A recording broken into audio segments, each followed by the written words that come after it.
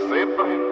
Hello guys, दोबारा से स्वागत है आपका हमारे चैनल इन कंफर्ट में। दोस्तों, क्या आप लोग ने कोई ऐसी मूवी देखी है जिसके अंदर कोई एक्शन, कोई ड्रामा भी नहीं कह सकते, ना हॉरर ना कॉमेडी हो, ना ही साइंस फिक्शन या जो भी कोई कैटेगरीज होती है। मैं वैसे एक मूवी देख कर आया हूँ named humans in the loop. जब पहली बार मैंने इसका टाइटल पढ़ा था मुझे लगा था कि शायद ये कोई साइंस फिक्शन मूवी हो सकती है, लेकिन नहीं दोस्तों, ये कोई साइंस फिक्शन मूवी नहीं है। ये जस्ट एक नॉर्मल ड्रामा टाइप मूवी है। स्टोरी है एक लेडी की, एक माँ की, जो कि अपनी छोटी सी बच्ची और एक 15-16 साल की एक और बच्ची के साथ रह रही है और किसी प्रकार अपने जीवन को गुजार रही है। साथ ही दोस्तों, इसके अंदर जितने भी मुझे सीन्स देखने मिले थे, इंतजार कर रहा था कि शायद मुझे कुछ लूप वाले चीजें देखने मिलेंगी, क्योंकि हमें मूवी के अंदर कहीं कहीं जब उस लेडी के बचपना वाला जब उसका चाइल्डहुड दिखाया जाता है, मूवी का टोन ही उस तरह दिखाया गया है, हमें बहुत शांत कोई पानी ठहरा हुआ है, उस प्रकार हमें ये मूवी का टोन दिखाया गया। और मैं तभी से एक्सपेक्ट कर रहा था कि हाँ, शायद कुछ हो सकता है कि अपनी पास्ट यानी जब वो छोटी थी और ये बड़े, कुछ कोरिलेशन हो सकता है, क्योंकि humans in the loop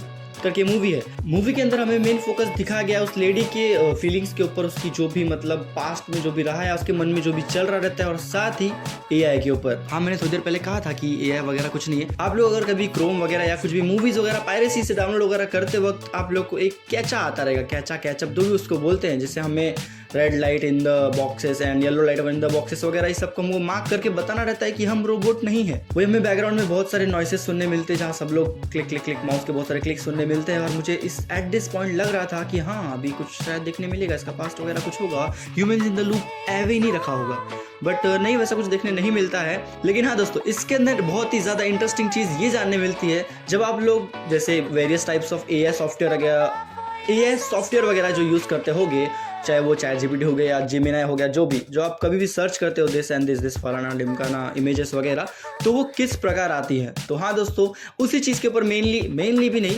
हाफली based है ये मूवी, जहाँ हम यहाँ बैठे बैठे अपने फ़ोन में, पीसी में, लैपटॉप में कहीं भी हम टाइप कर देते हैं कि हमें ऐसा तरह का इमेज चाहिए। बट दोस्तों, उस एआई को ये चीज़ें बता कौन रहा है?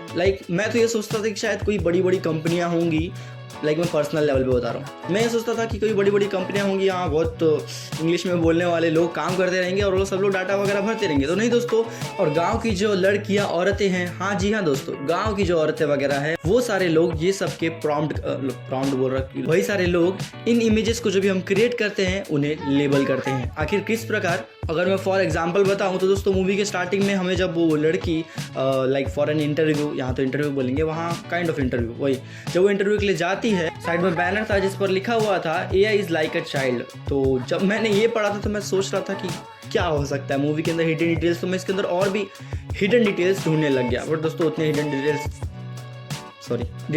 नहीं थे। तो जिस तरह मैंने थोड़ी देर पहले अभी लाइन बोला कि AI is like a child, तो वही ये लोग करते हैं, यानी बच्चे को पालन पोषण करके जिस प्रकार उन्हें नरिश किया जाता है, उन्हें चीजें सिखाई जाती है, क्या अच्छा होता है क्या बुरा होता है, ताकि उन्हें हर चीज की समझ आए, उसी प्रकार एआई को भी हर चीजें समझानी पड़ती है, वो ये लेडीज करती है इसके अंदर, ताकि हम जैसे लोग सर्च करके वो सारी चीजें इनमें जो भी हमें जिस प्रकार की भी चाहिए मिल सके। फर्स्ट ऑफ ऑल तो मैंने ये सोचा था दोस्तों कि ये एक सीरीज होगी, बट नहीं, ये काइंड ऑफ चैप्टर है, अलग अलग नहीं है, एक ही मूवी के अंदर हमें 3 चैप्टर दिखाए गए हैं।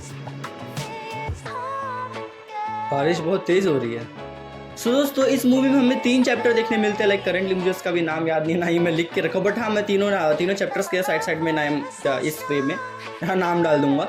तो मूवी में दोस्तों ये एक लेडी रहती है और साथ ही उसका हस्बैंड रहता है, जिनके बीच अभी लीगली शादी वगैरह नहीं हुई है। बट हाँ दोस्तों, उनकी एक 14-15 साल की बच्ची है और साथ ही एक छोटी सी एक और बेटा हुआ है और उससे अब लड़की जेंट्स पिता ये चाहता है कि मैं उसका कस्टडी ले लूँ, लेकिन उससे नहीं मिलती है क्योंकि जब भी ऐसे कोई केसेस होते हैं, वकील ने मुझे बताया, मैंने नहीं बता रहा हूँ, मैं क्या बता रहा हूँ।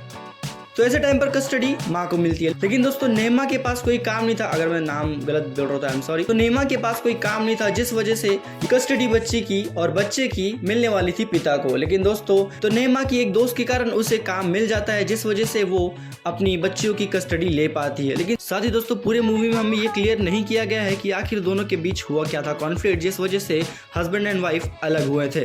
और बेसिकली दोनों की सेपरेशन का कारण बताओ तो दोस्तों, वो कास्ट का कुछ था। लड़की जो रहती है वो कहीं किसी लोअर कास्ट से रहती है और लड़का रहता है थोड़ा अपर कास्ट का रहता है। आगे हमें ये देखने मिलता है जो उसकी बेटी रहती है धानु, जब उसकी माँ यानी नेमा जब काम पे गई रहती है तो धानु जो बहुत ही ज़्यादा परेशान हो गई रहती है क्योंकि वहाँ उसकी एक दोस्त मिलती है मैथिली नाम की। उसके ज़रिए उसे पता चलता है कि वो बहुत ही ज़्यादा लोअर कास्ट से बिलोंग करती है, जिस वजह से पूरे गांव इनसे काइंड ऑफ थोड़ा सेपरेट दूर रहता है। और फिर एक दिन जब नेमा काम पे जाती है, धानु अपने भाई को लेकर निकल जाती है अपने पापा के घर के, और जो कि 2 घंटे की दूरी पर था। लेकिन दोस्तों बीच में था जंगल, और दोस्तों आप लोग को पता है नेविगेशन किस प्रकार होता है जंगल के अंदर। धानु को रात हो जाती है लेकिन वो अभी तक जंगल से बाहर नहीं निकल पाई है क्योंकि वो शहर में रहती थी अपने पिता के साथ, क्योंकि हाँ उसे थोड़ा कस्टडी मिला हुआ था क्योंकि उस वक्त जब नेमा के पास काम नहीं था, जिस वजह से कस्टडी उसके पिता को मिल चुकी थी। और अब धानु को पता नहीं है किस रास्ते कैसे कहाँ जाना है। तभी दोस्तों बीच में स्याही आता है यानी वो जानवर, जिसके कारण उसे रास्ता मिलता है। और फिर हमें देखने मिलता है ये उसकी माँ उसे ढूंढ लेती है। फिर जाकर धानु को अपनी दोस्त मैथिली मालती व्हाटएवर उसका नाम था उसके जरिए पता चलता है कि जो स्याही है वो उसकी माँ का यानी नेमा का बचपन का एक काइंड ऑफ दोस्त था। मतलब दोनों आपस में बहुत ज़्यादा साथ में रहते थे, खेलते मिलते थे। तो काइंड ऑफ उस स्याही ने, जो कि बहुत ज़्यादा शाय और शर्मीला जानवर होता है, दोनों एक ही वर्ड है, उसने उसकी बेटी की मदद की क्योंकि उसने रिकग्नाइज कर लिया था कि वो उसकी बेटी है। नेमा अपनी बेटी धानु से माफ़ी मांगती है कि उसने उसकी गुस्से को, उसके आक्रोश को नहीं समझा कि वो किस वजह से भागना चाहती है और उसे वो समझ नहीं पाई।